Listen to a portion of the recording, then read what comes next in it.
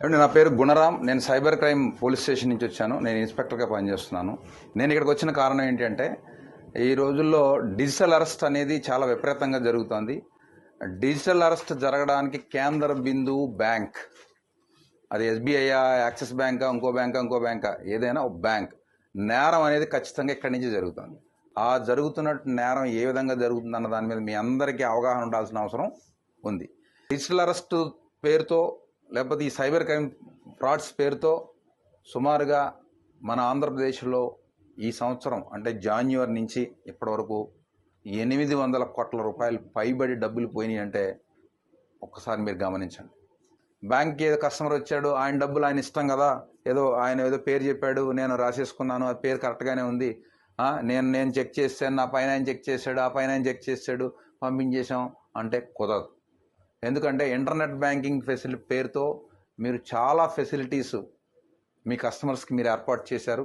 మీలాగే భారతదేశంలో అన్ని బ్యాంకులు ఏర్పాటు చేశాయి. కానీ ఏర్పాటు చేసిన దాన్ని ఆ సౌలభ్యాన్ని నేరస్తులు చక్కగా ఉపయోగించుకొని మనకి డబ్బులు కొట్టేయడం జరుగుతుంది. అంటే ఫెడెక్స్ నుంచి కాల్ చేస్తున్నామని, మీకు ఈ కొరియర్ అందకపోతే 2 నొక్కండి, 3 నొక్కండి, లేకపోతే మీరు పలానా చోట నుంచి పలానా చోట కొరియర్ పంపిస్తున్నారు, అందులో మీ ఆధార్ కార్డు ఉంది, మీ ఫోన్ నెంబర్ లింక్ అయ్యింది, అందులో ఈ పాస్పోర్ట్లో లేదు ఎండిఎం మాదక ద్రవ్యాలు పంపిస్తున్నారు, ఇలా ఏదో రకరకాలుగా వస్తున్నాయి. ఆ టైంలో మిమ్మల్ని ఎవరితోని మాట్లాడినివ్వకుండా మిమ్మల్ని వాళ్ళు అరెస్ట్ చేసినట్టుగా డిజిటల్గా అరెస్ట్ చేస్తామని చెప్పి టోటల్గా మిమ్మల్ని భయభ్రాంతులకు గురి చేసి మీ దగ్గర ఉన్నటువంటి ఎఫ్డీలు అవన్నీ కూడా బ్రేక్ చేయించి ఆర్టీజీఎస్ ద్వారా మీ బ్యాంకు వచ్చి ఇక్కడి నుంచి అమౌంట్ని వాళ్ళు చేసేసుకోవడం జరుగుతుంది. ఈ ప్రాసెస్ అంతా ఎలా జరుగుతోంది? మేము అన్ని కేసుల్ని పరిశీలించిన తర్వాతన మేము టోటల్గా సిపి గారు మా టీం అంతా కూడా మేము ఒక క్వశ్చనేర్ తయారు చేయడం జరిగింది. ఇది క్వశ్చనేర్. ఈ క్వశ్చనేర్ కనుక మీకు ఎవరైనా జాగ్రత్తగా వినండి, మీకు దగ్గరికి ఒక కస్టమర్ వస్తారు, అకౌంట్ నుంచి 2 లక్షల రూపాయలు పైబడి వేరే అదర్ స్టేట్ ఖాతాకి దేనికైనా వాళ్ళు ఎక్కువ అమౌంట్ ట్రాన్స్ఫర్ చేస్తున్నారు అంటే మీరు ఫస్ట్ చేయాల్సింది ఏంటి? అలా ఎందుకు డబ్బు ట్రాన్స్ఫర్ చేస్తున్నారు, కారణం ఏంటి? వాళ్ళు ఏదో చిన్న పొడి వాళ్ళు భయంలో ఉంటారు. అది మీరు గమనించాలి. అతన్ని గమనించాలి. అతని మొహం కవళికలు ఎలా ఉన్నాయి, ఫోన్లో మాట్లాడుతున్నాడా, ఏం చేస్తున్నాడు, ఏంటి, ఫోన్ అవసరం ఫోన్ కట్టేమని చెప్పాలా, కట్టనండి, లేదు నాకు ఏదో అంటాడు అంటే మీరు వెంటనే పట్టుకోవాలి, ఏదో జరుగుతుంది. ఇది మీరు అడ్డంగా అవసరమైతే గొడవ పెట్టుకోండి, ఏం పర్వాలేదు, మాకు ఫోన్ చేయండి, మేము వస్తాం. ఇప్పుడు మొన్న ఇదే ఎస్బీఐ బ్యాంకులో 1,25,00,000 ఒక్కసారిగా వెళ్ళిపోయినాయి. మళ్ళీ ఇదే SBI bank Tiruvuru branch manager గారు వచ్చిన అబ్బాయిని గమనించి చేయడం వల్ల 60 లక్షల రూపాయలు ఫ్రాడ్ ఆపగలిగాడు. ఇదే మహబూబ్ నగర్లో ఎస్బీఐ బ్రాంచ్లో ఇలాగే ఒక బ్యాంక్ మేనేజర్ గారు వెంటనే మాట్లాడి అక్కడ కూడా ఆపగలిగాడు. మీరు కొన్ని క్వశ్చనేర్ వాళ్ళు ఖచ్చితంగా మీరు అడగాలి. ఆ క్వశ్చన్ ఏం అడగాలి అన్నది నేను మీకు చదివి వినిపిస్తాను. ఈ ఖచ్చితంగా మీ మైండ్లో, అందరి మైండ్లోనూ ఉండాలి. అటెండర్ దగ్గర నుంచి బ్యాంక్ మేనేజర్ వరకు ప్రతి వాళ్ళు కూడా ఈ విషయం గురించి తెలుసుకుని ఉండాలి. లేకపోతే కనుక ఖచ్చితంగా క్రైమ్ ఇక్కడి నుంచే జరుగుతుంది, బ్యాంక్ నుంచే జరుగుతుంది. దీన్ని ఏదో బరువు, ఇది బడ్డెన్ అయిపోతుంది, నేనెందుకు అడగాలనేది కాకుండా మీరంతా కూడా ఖచ్చితంగా బాధ్యతగా ఫీల్ అయ్యి ఒక గుడ్ ఫెయిత్తో మీ కస్టమర్ని సైబర్ నేరం నుంచి నివారించాలి అనేటువంటి గుడ్ ఫెయిత్తో మీరు ఇక్కడి నుంచి పనిచేయాల్సిన అవసరం ఉంది. ఇలా చేస్తేనే, మనందరం కలిసికట్టుగా ఇలా చేస్తేనే ఈ నేరాల్ని అరికడతాం. దీని గ్రావిటీ ఎంత ఉంది అంటే లాస్ట్కి మన దేశ ప్రధానమంత్రి గారు మన్ కీ బాత్ కార్యక్రమంలో డిజిటల్ అరెస్ట్ గురించి చెప్పేటువంటి పరిస్థితి వచ్చింది అంటే ఈ నేరం తాలూకా తీవ్రత ఏ విధంగా ఉందో మీరంతా గమనించాలి.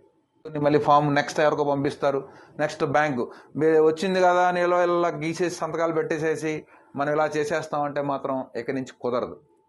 తేడా వచ్చిందంటే మీరు కూడా కేసుల్లో ఇరుక్కుంటారు.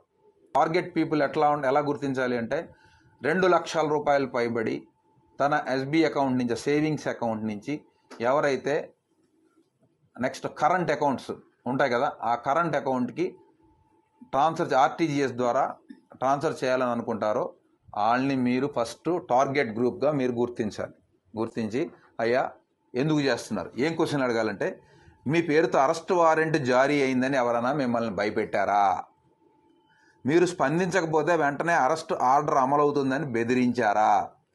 మీ మీద నాన్ బెయిలబుల్ కేసు నమోదైందని చెప్తున్నారా? మీ కేసు లా ఎన్ఫోర్స్మెంట్ ఏజెన్సీలకు పంపించామని బెదిరిస్తున్నారా? అరెస్టుకు ముందు ఇది మీకు చివరి హెచ్చరిక అని బెదిరించారా? మీ ఖాతాలో అనుమానాస్పద లావాదేవీలు గుర్తించామని చెబుతున్నారా? మీ ఫోన్ నెంబర్ క్రిమినల్ కార్యకలాపాలకు లింక్ అయిందని భయపెడుతున్నారా? విదేశాలకు కొరియర్ ద్వారా పంపుతున్న ల్యాప్టాప్లు, పాస్పోర్ట్లు, సిమ్ కార్డులు, మాదక ద్రవ్యాలు వంటి నిషేధిత వస్తువులు మీ పేరుపై ఉన్నట్లు ఎయిర్పోర్ట్లో గుర్తించామని చెబుతున్నారా? మీరు నిషేధిత కంటెంట్, ఉదాహరణకు చైల్డ్ పోర్నోగ్రఫీని యాక్సెస్ చేశారని ఎవరైనా బెదిరించారా? ఈ లావాదేవీకి సంబంధించిన వ్యక్తి మీకు వ్యక్తిగతంగా తెలుసా? డిజిటల్ అరెస్ట్, ఫైన్ లేదా నాన్ బెయిలబుల్ కేసు పేరుతో మీపై ఒత్తిడి తెచ్చి డబ్బులు ట్రాన్స్ఫర్ చేయాలని చెప్పారా?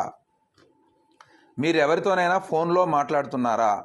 సిబిఐ, కస్టమ్స్, ఈడీ లేదా పోలీస్ అని చెప్పి మీకు వీడియో కాల్ చేసి చూపించి భయపెట్టారా?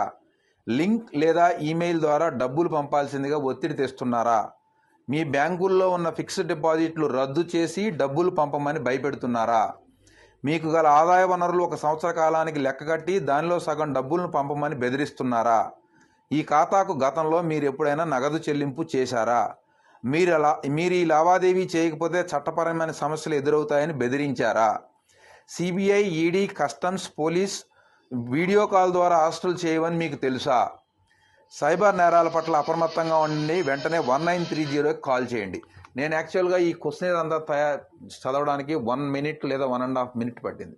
కస్టమర్ని మీరు జాగ్రత్తగా ఛాదస్తంగా అతను తిడతాడ తర్వాత విషయం తర్వాత, ముందు ఈ క్వశ్చనేర్ కనుక మీరు అతనికి వేయగలిగితే ఈ క్వశ్చన్స్ అన్నీ కూడా ఆల్రెడీ అతను ఫేస్ చేసి ఉంటాడు.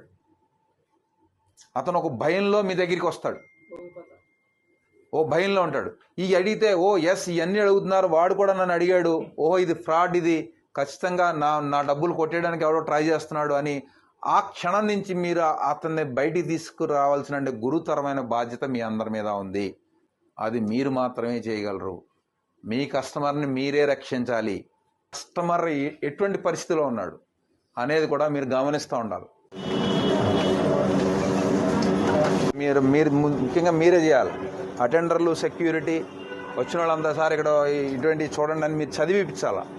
ఏమంటే ఇదే బయట బోర్డు, పెద్ద బోర్డు పెట్టండి, ఫ్లెక్సీ పెట్టండి, నేను మీకు సాఫ్ట్ కాపీ పంపిస్తాను, పెద్దది పెట్టండి. వచ్చిన వాళ్ళని వెళ్ళే వాళ్ళని చదివించాలి.